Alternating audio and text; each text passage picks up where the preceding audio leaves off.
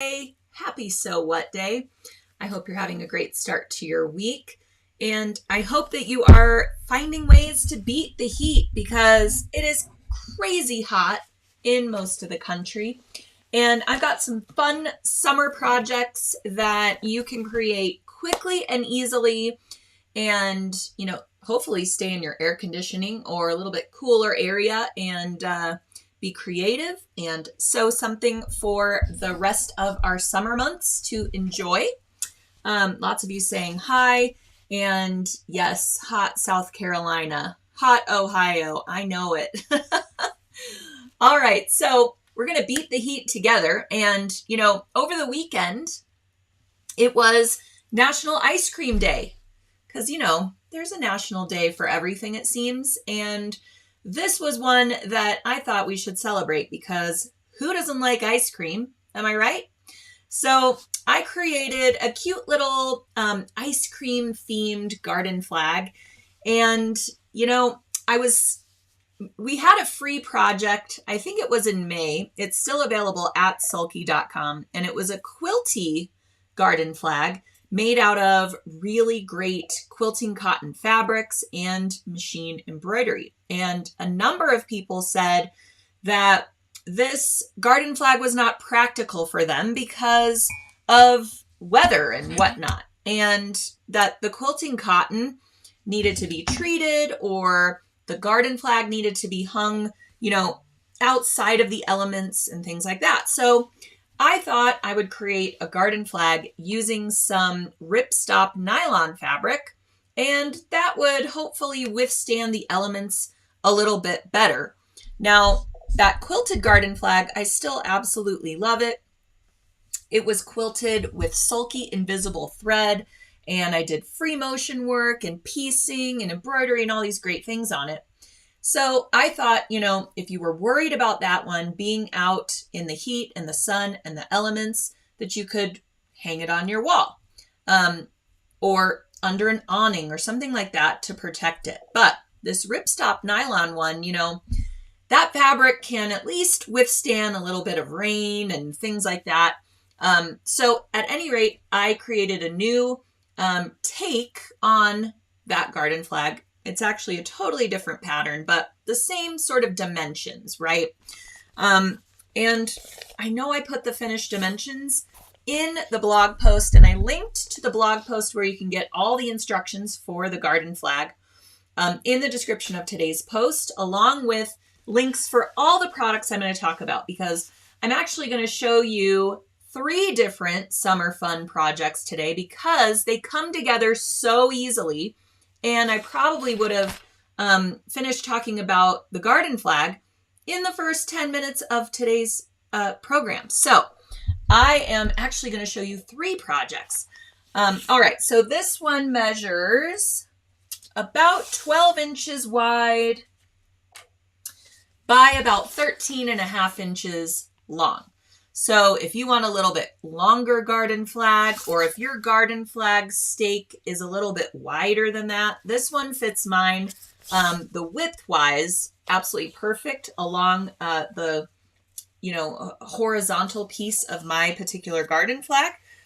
So you measure your garden flag stake, or if you're just going to hang it, you can simply thread some ribbon or string through the casing and hang it on your front door or anywhere you choose. All right, so first off, I'm starting with the Hello Summer Machine Embroidery Palette. And I've created a couple of projects using this palette in past episodes of So What, because we launched this back in May, and I have been showcasing lots of these designs because I absolutely love them. I did the Fun in the Sun sunglasses design on a little sunglasses pouch that we made out of cork fabric using a pattern from sewcanshe.com, and that is searchable on the blog as well at blog.sulky.com. You can find the sunglasses case project.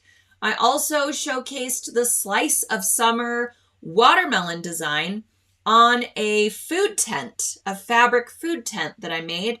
and it had great structure with the help of some sew-in foam. You could also use fusible foam, or you could make it fusible by using Sulky KK2000. And that project is accessible on the blog. And I also did the summer dress code flip-flops design on a ripstop nylon little backpack. And we did that a few weeks ago. So I had some ripstop nylon left over. Now, at my fabric store, I was only able to get a few different colors of the ripstop nylon. I got the yellow that I featured on the backpack, the little drawstring backpack, and that was really great, nice and bright and summery colors. And then I also got a white ripstop nylon, and I just used that for my garden flag.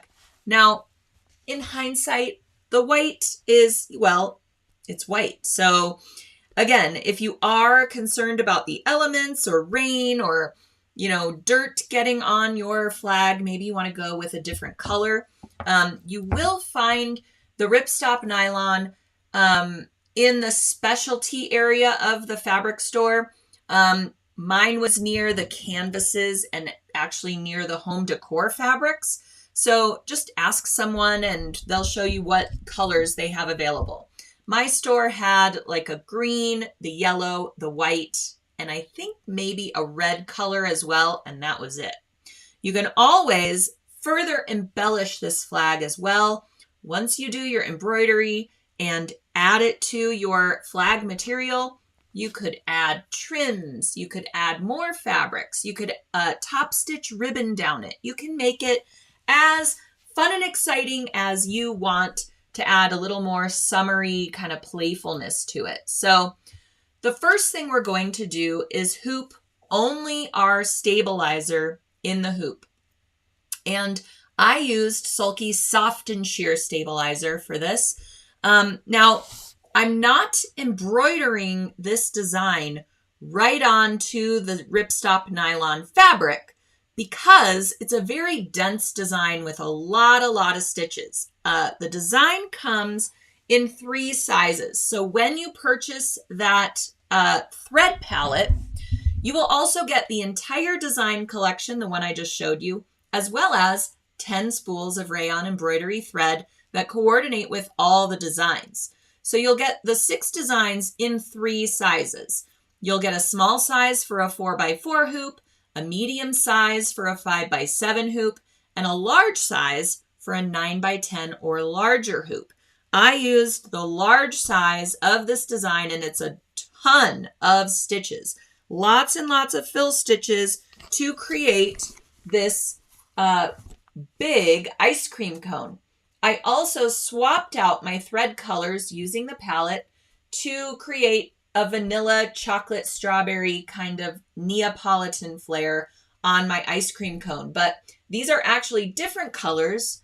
Let me bring up that other photo here. You could see it's yellow, blue, and pink for the ice cream scoops. So you can swap out those colors if you want, or create it exactly as it's shown and as intended by the designer of this collection. And that is Sue Penn of Sue Penn Designs. She's a fantastic fabric designer, and she does a lot of collections for Free Spirit Fabrics. She is so talented, and she designed this entire collection for us. All right, so we're going to, again, only hoop our stabilizer because since this design has so much thread and so many needle penetrations, and that ripstop nylon is kind of a delicate fabric, if we were to stitch this directly onto the fabric, we'd have a lot of puckering no matter how much stabilizer we added to the fabric. So what we're going to do is actually make an applique design out of this machine embroidery design that is not digitized as an applique design. So I'm kind of hacking the design and making it work for this fabric. So what I'm doing is I'm going to stitch the design onto the stabilizer using Sulky Felty as my sort of applique or backing fabric. And then I'm going to top stitch the elements of the design that I sewed onto the felty onto the nylon fabric. That way, the nylon fabric can now support the designs and all of those stitches because we are appliquing the felty to it. All right, hopefully you're all with me now. So we're going to hoop a layer of soft and sheer stabilizer, which is our lightweight cutaway stabilizer. It's a permanent stabilizer that's going to remain with these applique elements throughout the flag's life. And we're going to use the Sulky KK2000 temporary spray adhesive to adhere our felty to the stabilizer once it's on the hoop. All right, and I'm sure you're wondering, how are we going to embroider this like an applique design when it's not an applique design and there aren't steps that will stop the machine so that we can cut away our felty and move forward with the elements of the design as applique pieces? Well, fortunately, with this design, the satin stitches that go around each element are stitched last for each portion of the design. So I chose some felty colors that coordinated with the fabric or with the thread colors in the designs. So as you can see, the first thing that's going to sew out is the entire cone design. And so I'm treating that like one applique. So I chose the orange Sulky felty, and you can grab up Sulky felty in assortment packs. We have a rainbow pack, which is what I used for this. We also have a neutral pack, and we also have a heathered pack. So the neutral has whites and browns and grays and blacks, and the heathered has these nice kind of mottled felt textured looking colors with the heathered blues, grays, and all of those great colors. So the assorted rainbow pack is what I used for this. So I started off with sewing out the portions of the ice cream cone. So for the cone, you're going to place a piece of orange felty on top of the stabilizer using your KK2000 to secure it in place. And you're going to watch the machine carefully because what it's going to sew out first are the underlay stitches for the cone design. And you're going to manually stop your machine once the first layer of underlay stitching is complete. That's going to give you your outline where you can stop the machine, return it to either remove the hoop from the machine or use your trim function to move the hoop closer to you. Then you're going to trim away the felty just beyond those underlay stitches. Now, normally when we're doing an applique design, it'll give us a placement stitch. And then we want to use our handy dandy applique scissors, either duckbill scissors like these or a curved, double curved edge applique scissor so that we can clip or trim our felty really close to those placement stitches. And then our subsequent stitches are going to cover those felty raw edges. So instead of the placement stitches, we're going to use those underlay stitches as our outline to trim around. Is everyone with me? Give me a thumbs up if you're with me. I should mention, if you are interacting with today's post, giving me those thumbs up, putting your questions and comments in the live chat, you will be automatically eligible to win our Summer Poly Sparkle Thread Assortment. Can I get an applause?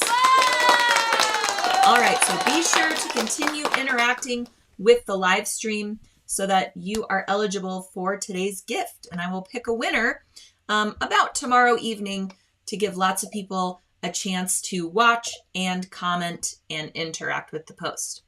All right, so hopefully you are all with me and we are understanding that those underlay stitches are now acting as our applique tacking stitch.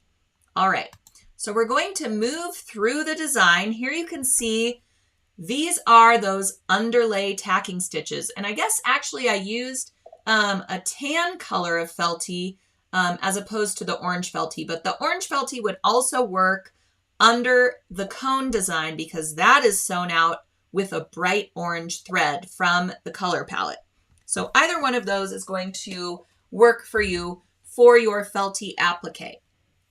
So this is what it looks like when you stop your machine right after all those underlay stitches happen. So now we're going to move the hoop closer to us or remove it from the machine and trim just beyond those underlay stitches. Then we're going to put the hoop back on the machine or return it to the current stitch position and finish sewing out the entire cone portion of the design. All right, so there we are, moving it to the current stitch position so that we can continue. And you're just going to treat every portion of that ice cream cone like an applique design. So here are the underlay stitches of the strawberry ice cream scoop. So after those underlay stitches and you have a good clear outline of that scoop, you're going to again remove your hoop or move it to the trim position and trim right around those underlay stitches and then continue moving forward with the scoop designs. And again, I chose to do a chocolate scoop and then a vanilla scoop, but you can certainly choose any ice cream color you wish for the scoops in your design. So now I have the ice cream cone finished. And it's a matter of now stitching the lettering portions of the designs. So since those letters need more of a backing fabric, I used just a piece of white felty that's going to match the white of my ripstop nylon backing fabric that I'm using for the flag, and stitch the Taste of and Summer using just one layer of the felty, making sure I have a nice border so that I can cut it out as an applique. So here is the design, totally finished, stitched out just onto the soft and sheer stabilizer. And now we're going to remove our stabilizer from the hoop, trim our stabilizer close to the designs. So with that ice cream, you've got to get really close to your satin stitch outline to trim away that stabilizer. And I found it was really easy actually to just fold your stabilizer, or excuse me, you don't really fold the stabilizer, but you just move it away from the edge and trim really close to that satin stitch edging. And honestly, yes, a tiny bit of it is visible. Now, if that worries you, you can sew this out onto Sulky Fabri-Solvi, and you can remove the stabilizer along the edge using a wet cotton swab, and it will just lift away, and you will have no stabilizer showing whatsoever along that edge.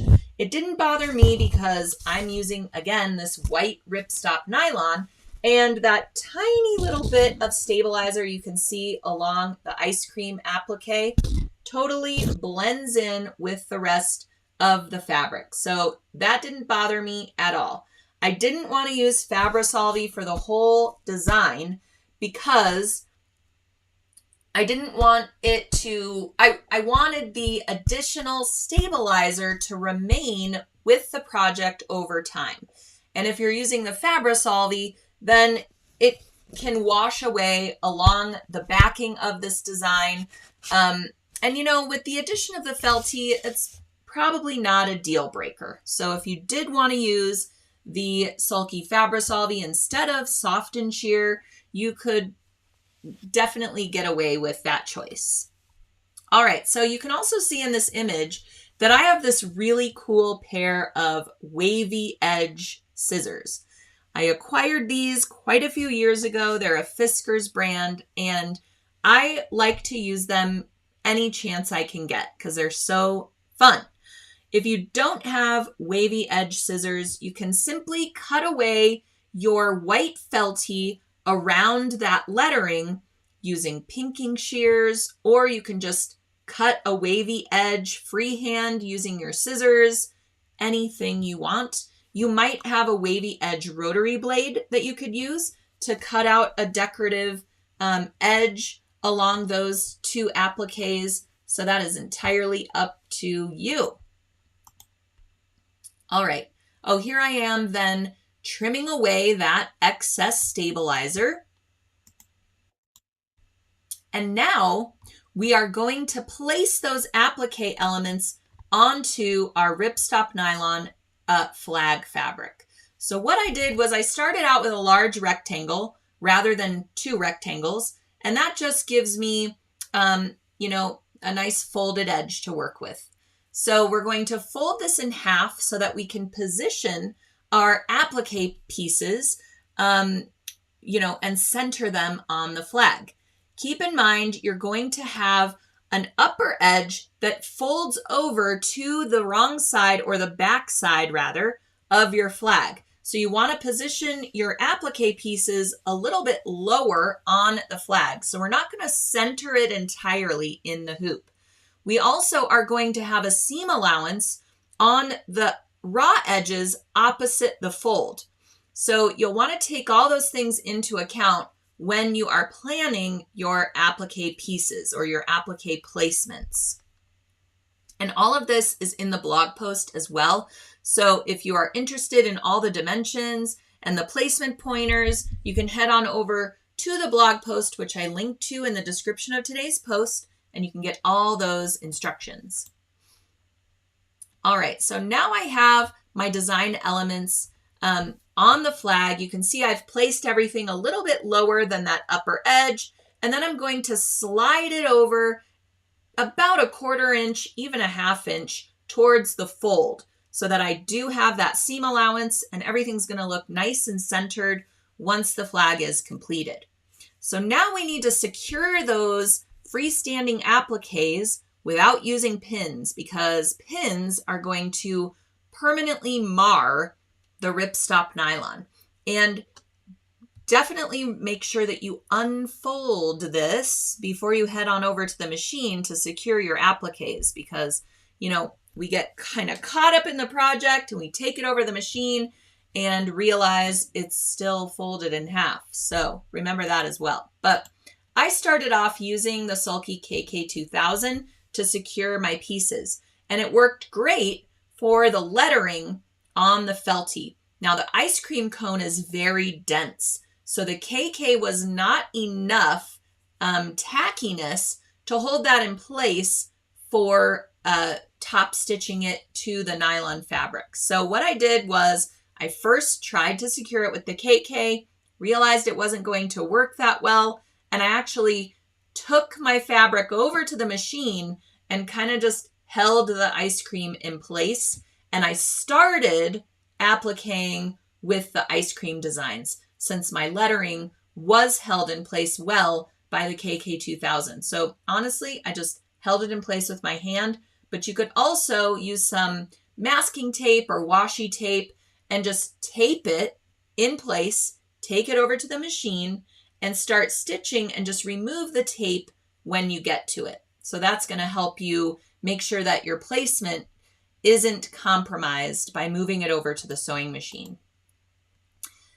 And then it's just a matter of top stitching these cute little pieces to your nylon fabric.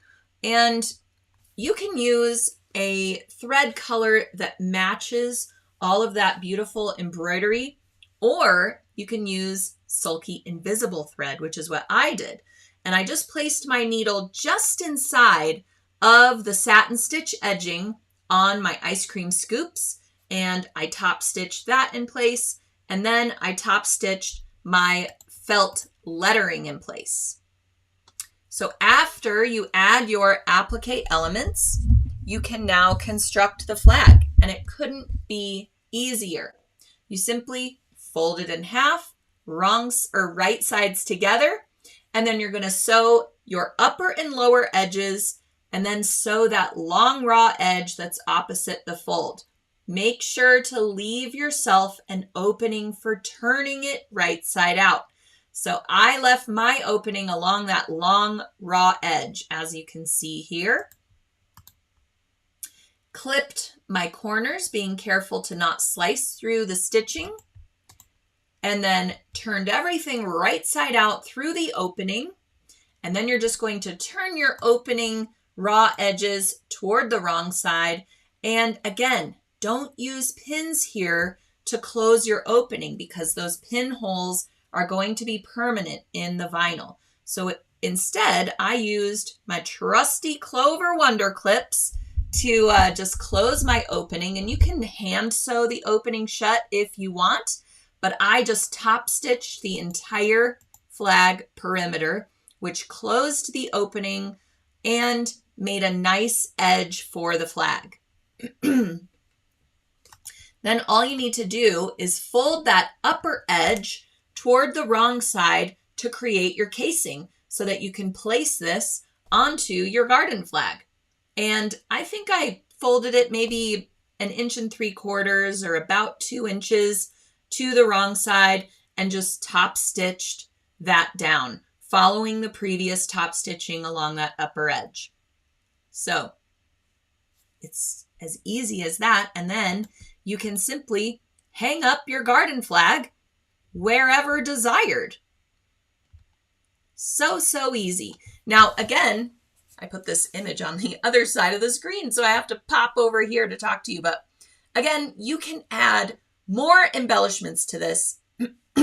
After I hung mine up, I thought, it really showcases the embroidery design great. The thread really pops off of it, but I wished I had added maybe some pom-pom fringe or some top stitched ribbon along the flag itself, just to add a little, more pop of color to the finished flag. So that is entirely up to you, how you can make that your own. Very, very simple as construction-wise, and it allows you to use a really stitch-heavy design that would otherwise maybe pucker this type of fabric. So you can apply those techniques to other designs that maybe you already have in your stash. Or if you want to create that ripstop nylon backpack that I created, I used 2 layers of the soft and sheer for that, and I hooped my ripstop nylon fabric right in the hoop, and it was able to support those stitches. And actually, I have that backpack. Hold a moment, and I will show it to you.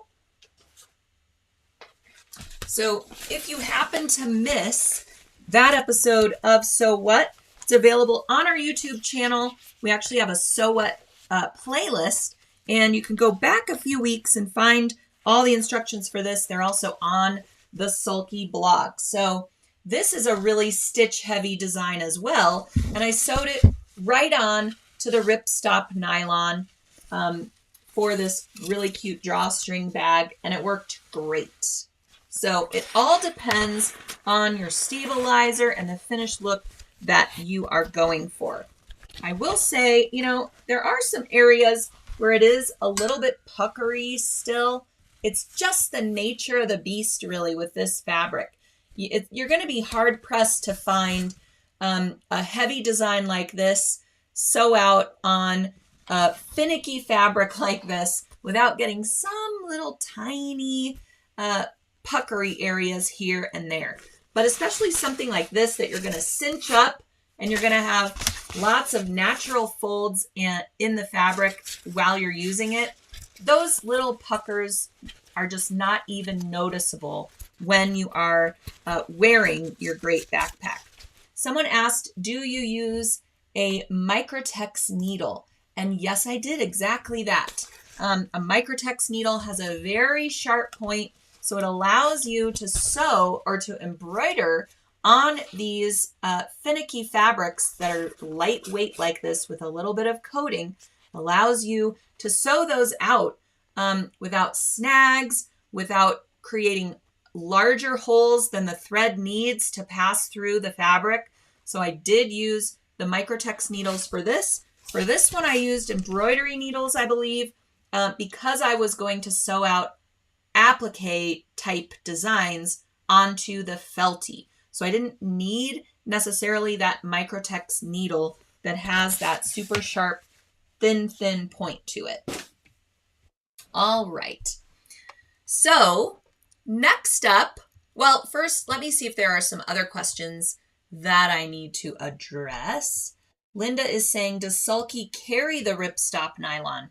And no, we do not. We carry the felty in those assortment pack pre-cut sheets, but we do not carry the ripstop nylon. So you'll need to go to your local fabric store or quilt shop and ask if they carry that specialty fabric. It's also available at a few online retailers as well, and you can get it in lots more colors from those online retailers than you can find in your local fabric store. But you might just call them before you head over and see what they have in their inventory.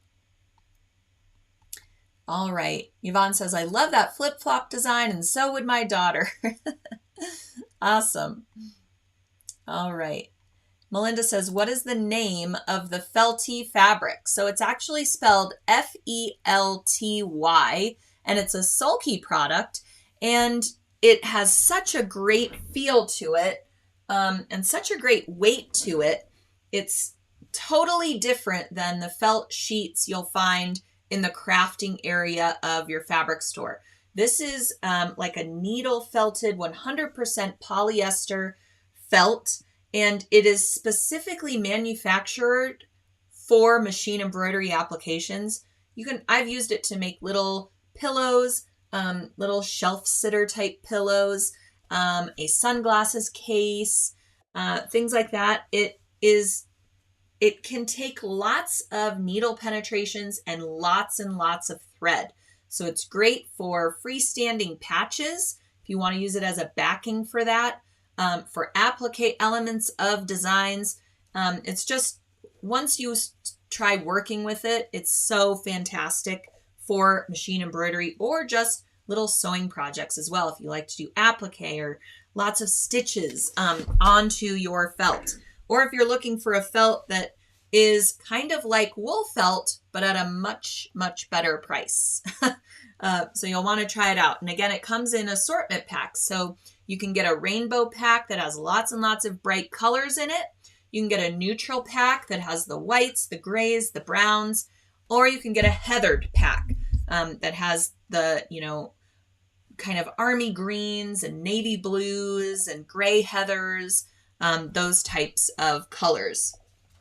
So lots of options. All right. Liz says, is the embroidery design on the felty or just the bottom stitching? For the garden flag, I used felty to back all of the applique portions of the design. So there's felty under the cone, there's felty under all 3 ice cream scoops, and there's felty under the lettering. I created kind of a patch sort of design out of the lettering. So let me just show you the project again so you can see the finished look.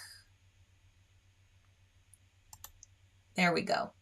So you can see the felty behind the lettering portions of the design. And then there's also felty underneath the ice cream portions. And I used a different color for each one. You probably only really need a different color if you're using the white for like a vanilla scoop, because you don't want any show through of a different colored felty through those dense embroidery stitches. But they are very thread heavy. So the thread covers pretty much all of the felty that you're using for the ice cream portion of the design. It just gives some body to it and something for the thread to grab onto when you're using a really dense design like that. You want kind of a fabric or a felty underneath to support all of those stitches when you're creating something that's freestanding that you're then going to sew to a different fabric. All right, Dawn says, will there be a Christmas pack of Felty? Interesting. If you'd like to see a Christmas pack of Felty, let me know by giving me a thumbs up and maybe I can make that happen. We will see, but great idea. And maybe we need a collection to go along with it. All right, so the next project I'm going to go over with you today stemmed from another one of these national holidays. All right, so along with National Ice Cream Day, about a month or so ago, we had National Hamburger Day. And I thought since we were kind of celebrating summer with today's episode of So What, that we would go over some cute little hamburger themed projects, because barbecues and ice cream and outdoors and dining al fresco, all of these things seem to happen here as we get into these hotter months where we want to spend more time outside and hopefully get a breeze going, or at least a dip in the pool or something like that. All right, so our next project is this cute little embroidered napkin. And, you could use any design you wish, or, a hamburger themed design, or an ice cream or popsicle themed design or something like that to make a really cute set of napkins if you're hosting a party, or if you just want to dress up your patio for a night of burgers, some sparklers maybe, a bonfire, I don't know. We'll see. But at any rate, napkins are so quick and easy. You can create these using just fabric you have in your stash, cut them to napkin size, give them a quick rolled hem, and you've got a totally handmade set of napkins that you can also add embroidery embellishment to. So these napkins I just found in a 2-pack at a local store, and they come in, a 2-pack of white napkins, a 2-pack of black napkins, and a 2-pack of gray napkins. Those are the only ones I could find that were plain that would benefit from the addition of some really cute personalized machine embroidery. But again, you could dive into your fabric stash and make some napkins really quickly and easily just out of your own fabric. Now, when you purchase pre-made napkins, they're a little bit heavier weight than, let's say, some quilting cotton that you might have in your stash. But as far as napkins go, you really just need something to dab and throw in the washing machine, right?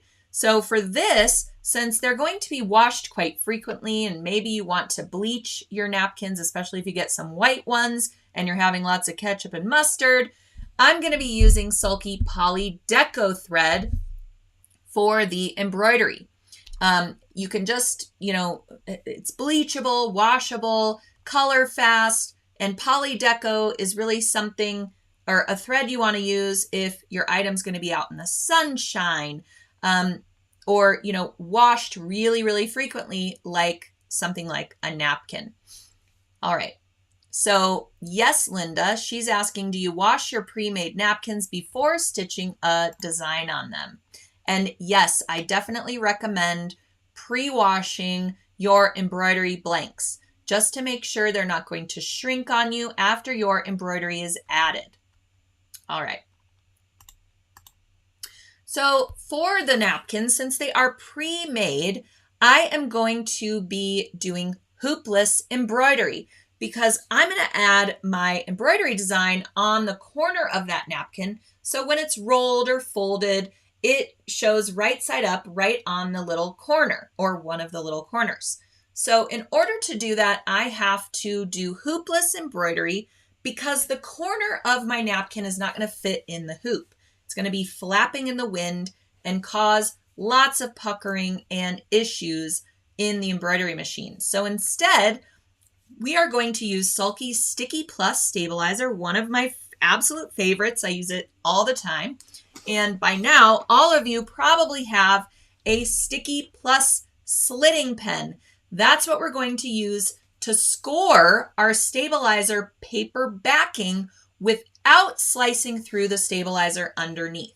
So Sticky Plus is an adhesive-backed tearaway stabilizer. So it allows us to stick our item to the stabilizer in the hoop and have it completely adhered throughout the embroidery process. And then when the embroidery is complete, we're simply going to tear away the stabilizer, leaving our beautiful embroidery intact and beautifully supported throughout its life. So here we have our Sticky Plus in the hoop with the paper side facing up. Now we're going to use that slitting pen. If you don't have one of these yet, you're going to have to grab one. They're relatively inexpensive, about $6 or $7 at Sulky.com. And they are made so that this very sharp point only pierces through the paper and doesn't pierce through the stabilizer. And I have really given it a go along that paper backing to see just how much force I have to exert for this to actually pierce through the stabilizer. And I have come close with, scratching that stabilizer, but I haven't ever gone straight through it. I don't know how it's made, but it's such a time saver. And if you've ever done this hoopless embroidery technique before, you know that it's so easy if you're using a pin to score that paper, or if you're using maybe even a dull pair of scissors to slice through it. You can slice right through the stabilizer, and then you've really got a problem on your hands. You either have to throw away or discard that stabilizer and start again, or you have to try to patch it, which is less than accurate. It'll result sometimes in your item not being as secure in the hoop. So, slitting pen, totally worth it. I know a lot of you already have it. Betsy is saying Sulky Sticky is the best invention for embroidering. And Denise has the slitting pen. Esther has one. Oh, clean it with an alcohol swab after using. Great idea. I have never cleaned my slitting pen, and you all know how often I use it because I talk about it here on So What all the time. All right, so you're going to remove your paper backing to reveal the stickiness of your stabilizer. And before we even put our napkin on the hoop, we're going to baste around the design. So hopefully your embroidery machine has this functionality that allows you to stitch a basting stitch around the design perimeter. It's such a great placement tool when you are embroidering on blanks. Now, when you're embroidering on something that's ready-made, we really don't want to mess it up, right? And have our design slightly, off center or skewed. We want it to stitch right on the corner of our napkin perfectly every time. So if you baste around the design perimeter right onto the stabilizer, that gives you a great placement aid for positioning your napkin in the hoop. And yes, it's going to be a little bit sticky when you sew directly onto the stabilizer, but it's worth it. And if you're using a brand new needle, it will sew through that sticky stabilizer, no problem. If you are concerned about your needle getting a little sticky residue on it before your embroidery begins, you can use our thread lubricant. I'm always forgetting what this is called, even though I talk about it all the time, and I have it right near me all the time, or at least I think that I do, in one of my many, many drawers. It should be around here somewhere. It's called Sewer's Aid. And again, very inexpensive. It's on the Sulky website. I think it's less than $3. It's called Sewer's Aid, and it's a water-based thread lubricant. And you can actually put a tiny bit on your fingers and run it down the needle after you baste around your design onto your Sticky Plus. And that will remove any kind of sticky residue if you have any on your needle after performing this function. You can also run it across your needle or down your needle before you baste around the design. And that should prevent any stickiness from ever happening in the first place. So here you can see I have basted around my design right onto the stabilizer itself. And now you can place your napkin onto the sticky stabilizer and make sure that your design is going to sew out in the right area. Now, I used a dark thread to do my basting stitches, and then I have my white napkin so I can see those basting stitches right through the fabric. It's such a great placement tool. Obviously, if you are sewing on some black napkins, it's going to be a little bit harder for you. You won't be able to see through it, but you can simply fold your napkin so that you're centering your design cross marks and then get it into or onto your sticky stabilizer.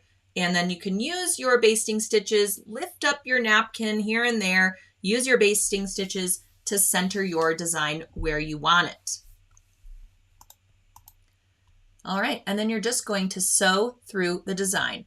Refer to your color chart. This is an Urban Threads design. I linked to it in the description of today's post, so you can grab the design if you wish. It's so cute. It's called BBQs Burger, I believe. BBQs Burger.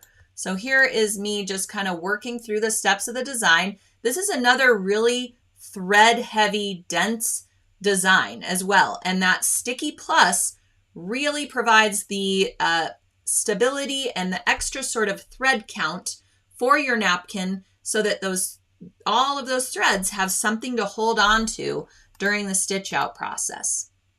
And there it is, just about completed. So when your embroidery is finished, also you definitely want to be sure to be clipping your jump threads on the right and wrong side when you are doing all of your thread changes. And I like to use my little curved tip squeezers, another one of my favorite tools, to snip all of those jump threads throughout the process. So here's what the back of it looks like once you tear away all of your stabilizer beyond the design. And make sure that you're cleaning up all those threads because you are going to be able to see the back side of your design when you're using the napkin. So you want to clean up the wrong side as much as possible. Now, if you're making your own napkins, you can simply embroider the right side of your napkin and then stitch or cut another napkin rectangle or square, put them right sides together, sew them like a pillowcase, leaving an opening, turn it right side out, top stitch your whole napkin, and then you won't have a problem with seeing that wrong side ever. So that is totally up to you if you're making your own napkins. On something pre-made though, whoops, I was getting ahead of myself. On something pre-made though, you do want to be sure to, clean up your wrong side as much as possible since those stitches will be seen. So here's our finished napkin. There we go. So cute. All right. I did get a little ahead of myself with our next hamburger themed project, which is so cute. All right. Here is this is not ours. This is a in the hoop hamburger pouch. And this is actually an OESD design. So embroideryonline.com. And I linked directly to this in the hoop project so you can go and grab it up if you want to make it. It's so cute, like I said. So this is about the scale here. So you could see it next to my face, over my face to get a kind of scale of it. It's a little zipper pouch that you can use for coins or what have you. And then it has a great little D-ring. You can add it to your keys or a backpack. Super cute, makes a really great gift if you have littles in your life. I see some questions coming in for the previous project, so hold on momentarily. Addie is saying, what is the difference between spray adhesive and your sticky paper?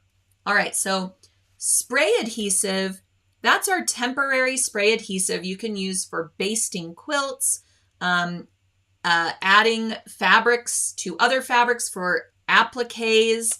You can use it for positioning in the hoop projects or fabrics while you're doing machine embroidery. And you can also use it to make any non-adhesive stabilizer an adhesive stabilizer simply by spraying it and attaching your fabrics to it.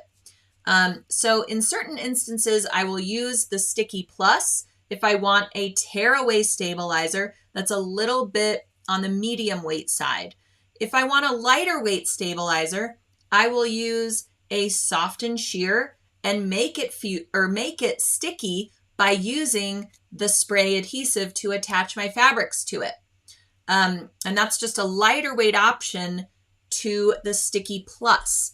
We also have fusible stabilizers, which would give a permanent fuse to your fabrics and allow that fabric or allow that stabilizer to be permanently attached to the fabric throughout washing, wearing, throughout its life.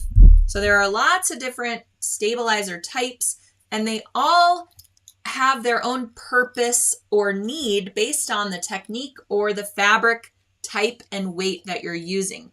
So if you ever need a sort of start to understanding which stabilizer is right for your fabric or technique, we have an awesome tool at Sulky.com. It's called the Stabilizer Selector Tool. And if you go to Sulky.com, you'll find it under our Resources tab on the top navigation of our website homepage. You can navigate to the Stabilizer Selector Tool. It's so cool. You will plug in your fabric type, your technique that you're using, and it will spit out a recommended stabilizer for you to start with. And it's such a great tool. I even use it all the time just to give myself a starting point if I'm using a fabric I'm unfamiliar with or doing a new technique, or if I just want to see if I'm on the right track for the stabilizer I think I'm going to use for a project. I will consult that to see, does the Sulky algorithm agree with my decision or my choice for my stabilizer recipe for my project? So it's a really great resource. If you've never used it before, you should try it out, especially if you're new to embroidery, or like I said, if you're working with a fabric that you've never embroidered before. It's a really great starting point to give you some guidance. And sometimes it will give you a couple of different options for a stabilizer to use. It might give you a water-soluble option as well as a tearaway option. And that just kind of means, you know, if you want to be able to wash away your stabilizer completely after embroidery, go with the washable variety or wash away or water-soluble variety, however you want to describe it. If you can just tear away the stabilizer and you want a little bit of stabilizer remaining throughout the life of the garment or the napkin or the project you're doing, then you can go with the tearaway variety that it recommends. So there are lots of different ways to do machine embroidery, lots of different stabilizer, thread, needle combinations for the recipe for projects. So again, great resource if you've never tried it out. So let's get to this hamburger pouch here. Again, this is an in the hoop project from Embroidery Online, and I link directly to it if you want to purchase it up. It will give you the design files for the entire project and the instructions for building it in the hoop of your embroidery machine. And a tearaway stabilizer is recommended for this because we're going to tear away portions of the stabilizer to, for example, reveal our zipper. We're going to sew that zipper totally in the hoop of our embroidery machine along with the entire project. It's so awesome. I did a few modifications of this design based on what I had on hand and just some things that I thought were going to work better for me for the project. So I used Sulky Rayon Thread and Sulky Tear Easy Stabilizer for building this project in the hoop. And you basically need, I think it's 2 different fabrics. You need your bun fabric, and then you need your burger fabric. And I happen to have a cotton fabric that kind of looked like a batik for the burger. So my burger portion is actually like a blender fabric that has a lot of different brown shades in it. And I just thought it worked so great for the burger. But you could also just use a solid brown fabric for that burger portion. And then all of the threads, the thread colors are creating your onion, your tomato, and your lettuce stitches. And then you'll want a thread color that totally blends in with your bun fabrics. And then you need a thread color for your little sesame seeds as well. And with the OESD design here, this in the hoop hamburger pouch, the zipper that they used was actually bright yellow, and it was acting as the cheese for the burger. I decided to use a brown zipper to kind of coordinate with my burger to make it a true hamburger and not a cheeseburger. So that's up to you what kind of color zipper that you want to use. And I'll go over another modification that I did to the instructions in the pattern as well as we move forward a little bit.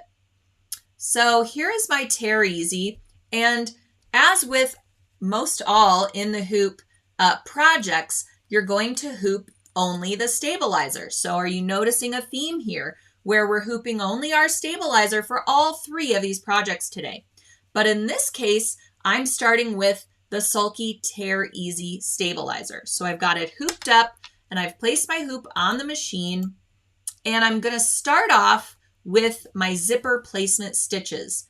Now, these again are instructions by OESD. I'm not going to give all the instructions away for you because they are all part of that design.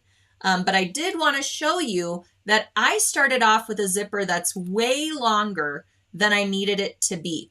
And I moved my zipper pull totally away from the zipper placement stitches so that when my needle is passing over the zipper, the teeth of the zipper, my zipper pull is never going to get in the way of those stitches. And I will say, when it stitches across the zipper teeth, it actually jumps over them. Your needle will jump over them instead of sew through them until you get to the final step, which is adding your back piece to the pouch.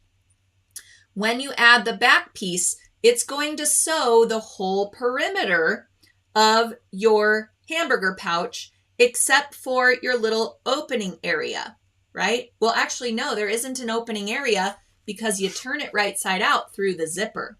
So it's going to sew the whole perimeter of your bun, and it is going to go across your zipper teeth ever so slightly along those areas. So you cannot use a metal zipper. And if you are concerned with your needle hitting the zipper teeth, just go a little bit slower on your final perimeter stitching. But I will say that my needle just kind of pushed the teeth over and sewed that no problem whatsoever. So just be aware that it will be stitching over the zipper, but only over your last perimeter stitching. So at this point, when we are adding the zipper, I moved the pull totally out of the way so it could sew along that zipper. And then before you do your final step, you will move your zipper pull into the center of the project, sew all the other elements, and then, as I said, you'll add your last bun piece and it will then stitch over the zipper teeth. So hopefully that all makes sense. Give me a thumbs up if everybody's with me. All right. So here is what it looks like as you're working your way through this in the hoop pouch. And again, I have my zipper pull totally out of the way until I'm going to add that last, back bun piece, right? This piece. So you won't see my zipper pull, but it is there. It's just along the longer part of the zipper.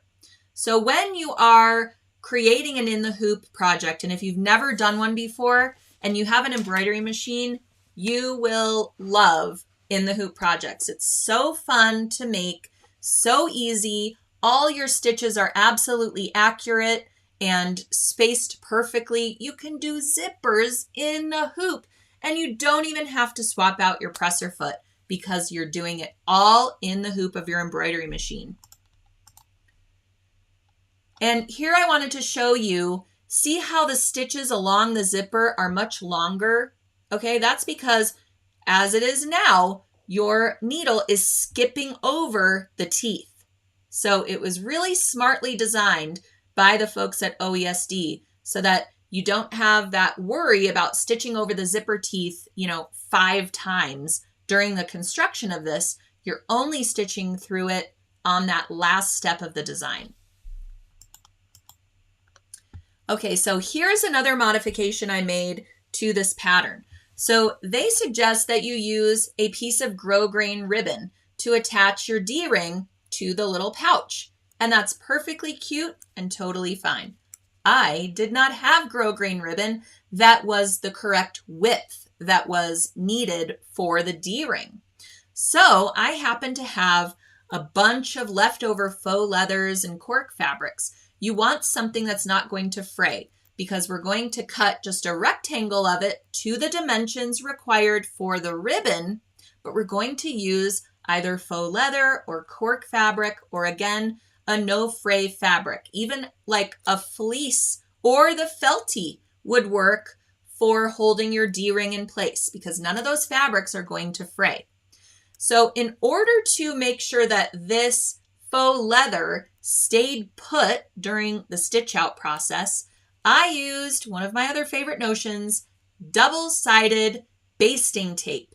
If you happen to have some of this, or I highly recommend purchasing it if you work with fabrics like cork fabric, faux leathers, those types of things, because you cannot pin through them. And we don't want to add pins in an in the hoop project because we run the risk of our needle hitting the pin during the stitch out. So I used double-sided basting tape and just folded my faux leather strip around that D-ring, and it's still stuck together along this edge that pokes out of the pouch. So you can add a smaller piece if you want your loop to be open throughout its life. That's totally fine as well. So now I have my little faux leather loop and it's all stuck together so it's not going to be shifting throughout the stitch out. And then I added another tiny little piece of the double-sided basting tape and I put it along the edge, then take the paper backing off and stick it where it needs to go per the pattern instructions. So you can see that little edge that has the tape on it is positioned outside of your perimeter stitching that's holding all of your cute little hamburger pieces together. So you stick it in place at a little bit of an angle and the directions tell you where to place it and how. And then you're going to add your next piece and continue your stitch out. It gives you a little tacking stitch for the end of your little loop as well. Then you're going to put your last piece of fabric over the top of everything, making sure at this point that your zipper pull is in the center of the project. Then you'll do that perimeter stitching, and then you're going to turn it all right side out after tearing away your stabilizer. So here you can see, this is why you need a tear away stabilizer for this project, because we've got to tear away the stabilizer behind our zipper or we'll never get into the pouch. And you do want to make sure that your zipper pull is in the center so that you can open it and turn everything right side out. So tear away your stabilizer beyond the perimeter stitching, then tear it away along the elements of the design. You can leave it in place behind all of the detail stitching on the burger. Whatever you can't reach, you can just leave in place. But you definitely need to remove it along that zipper. And here is mine inside out. You can see I left it along the detail stitching, but it is totally gone behind the zipper. And then you have your cute little pouch. It's so easy. It comes together so quickly.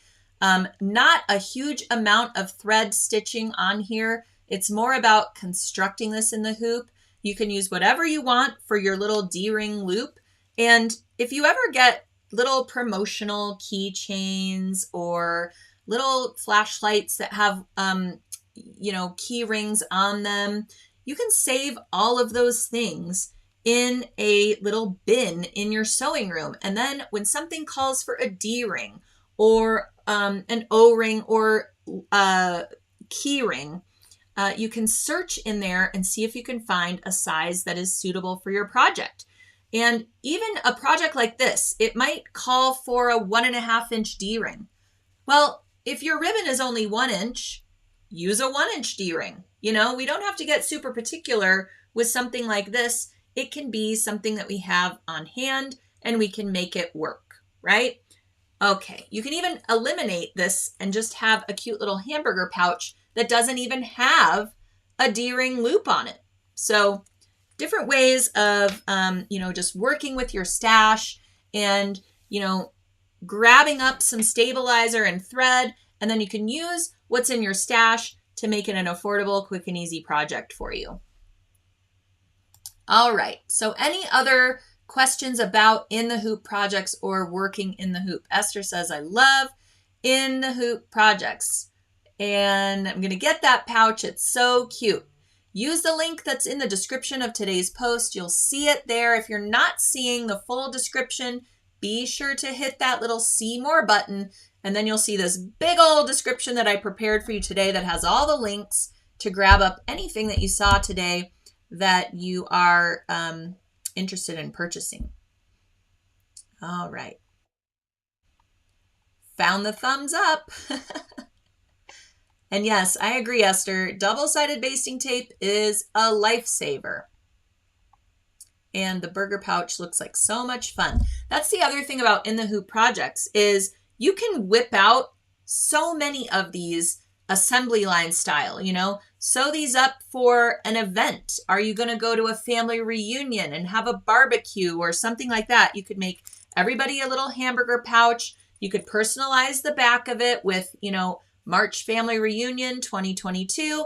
And then everybody has a little keepsake that they can go home with. And it's such a cute idea and so very inexpensive to make once you gather up your materials, especially if you're making a lot of these. That would be really fun. Or if your kids are going off to summer camp, you can, make them a cute little hamburger thing, put some cash inside that they can spend at the, commissary, personalize it with a little note, summer camp 2022. And that's just a really cute little gift to kind of send them off with as well. Okay. Loving that design. Thank you so much. I'm just making sure I've addressed most of the questions that have come in. All right. And Don says, I love a place to go to find the right stabilizer. Yes, if you missed the information about our stabilizer selector tool, head on over to sulky.com to the resources area of the website. You'll find it in the upper navigation. It'll say resources. It'll have a drop-down menu. You can find our stabilizer selector tool. It's so awesome. All right. And Linda says, cutting calories. I think that was because I chose a brown zipper instead of the yellow one for the cheese. So yes, I guess I cut some calories with that choice. All right. Kathy says, where is the link to order? All right. If you want to grab up the hamburger pouch in the hoop design, I linked directly to it in the description of today's post. You'll see hamburger design. You'll have to scroll all the way down in the featured products portion of the description. So if you're not seeing the full description of the post, you'll have to hit the little see more button and it all will pop out and you'll find the in the hoop hamburger pouch embroidery design from OESD, which is Embroidery Online. Okay, so speaking of in the hoop projects, I am so ready to announce our next free webcast at sewingonline.sulky.com. We took a little break for the summer months and we didn't have a webcast in July, but in August, I am so pleased to bring you Candy Corn Clutch. This is another in the hoop project, and it features zippers and a cute little candy corn zipper charm. And it features sulky glowy thread and stippling done in the hoop. And this one is fully lined as well. You will notice on this zipper pouch, the inside is totally raw and open and visible, okay? This candy corn clutch kicks it up a notch with some great lining fabric.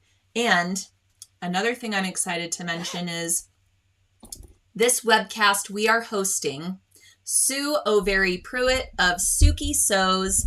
If you are not familiar with Sue, I have known her almost my entire sewing career, my sewing life. She is a fantastic teacher. She is so enthusiastic.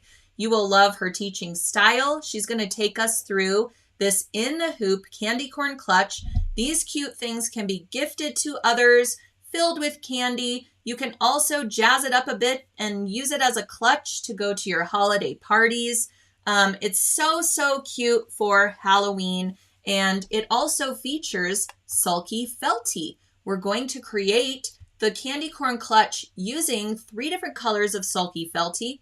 And actually the colors that you see here are a little bit different from what Sue ultimately wanted in the kits at sulky.com. So let me go ahead and show you the kits. They're available now and they are on sale already. So you will see that bright orange color, the lovely yellow and white that creates that candy corn color. And we've got some bright taxi yellow zippers that coordinate with that yellow felty absolutely perfectly. So Sue is creating the prototypes for these using some felty that I just sent to her that I happen to have on hand. So now that we have the full line of Sulky Felty, she was able to see that orange color and said, oh my gosh, that is so much better for the candy corn clutch because it really showcases the color of candy corn. And so you will find 3 sheets of Sulky Felty. You'll find some black Kona cotton lining fabric, some fusible batting, 2 zippers. You'll get a pack of needles. You'll get 6 spools of sulky thread. And some of them are sulky glowy thread, as well as some poly deco that we will use to construct the pouch and put the zippers on in the hoop. And there are 2 different types of stabilizer as well. So you will learn how all of this comes together to create some really cute candy corn pouches. And you will also see the hardware to create the little candy corn charm as well. That is made in another hooping so that you have this cute little candy corn charm for your zipper. You could use it for a number of things as well. So you'll get enough hardware to create 1 charm and enough materials to create 2 candy corn pouches. And you will see that the design comes in 2 sizes. So you can create a small pouch or the large pouch size. And with this, you can really see the stitch detailing a little bit more up close. And the stitches that are done, the decorative stitches are all in the glowy thread. So this also glows in the dark, which is really fun when you're going out for Halloween. And then there's also some white stippling stitches that are done in the glowy thread as well. So not only are you creating something that's so cute and themed for Halloween, but also something that glows in the dark. So how fun is this? All right. Here is the embroidery design. So this will come as the in the hoop projects in both sizes, as well as that cute little candy corn charm.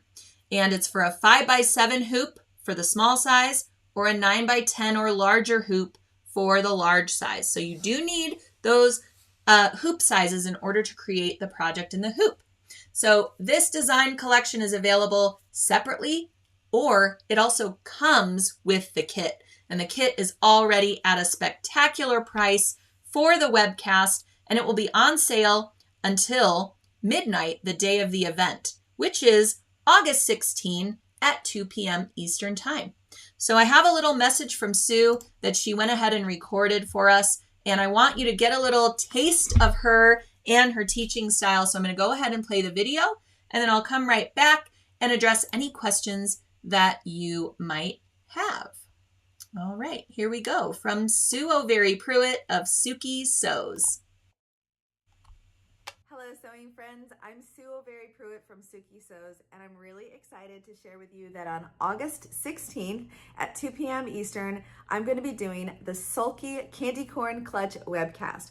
I'm going to be teaching you how to make this cute little thing all inside the hoop, from inserting the zipper, some of the best practices of working with the Sulky felty and the glowy thread, of course, how to insert that zipper and have no raw edges inside. It's completely lined. And as a bonus, I'm going to teach you how to make the little candy corn charm. So make sure that you mark your calendars for August the 16th at 2 p.m. Eastern. And until I see you then, I hope you have a creative day. Bye-bye. She is just the cutest thing, and I cannot wait for you all to, basically get a free class from her here at sewingonline.sulky.com. So I see that there are links for the kit as well as links for registering for the webcast right here in the live chat, but you can also find those in the description of today's post. At the very bottom, you will see the link for registering for free for the webcast. And once you register, you will receive a super cute Fall Acorn embroidery design from Sookie Sews, absolutely free as a thank you for registering for the webcast. So lots of fun stuff, and I'll be talking about this webcast as the weeks go by. So if you have any questions about the kit or about the webcast itself, if you've never joined us for a Sulky webcast, now is the time. You will absolutely love it. Again, it's August 16 at 2 p.m. Eastern Time over at sewingonline.sulky.com.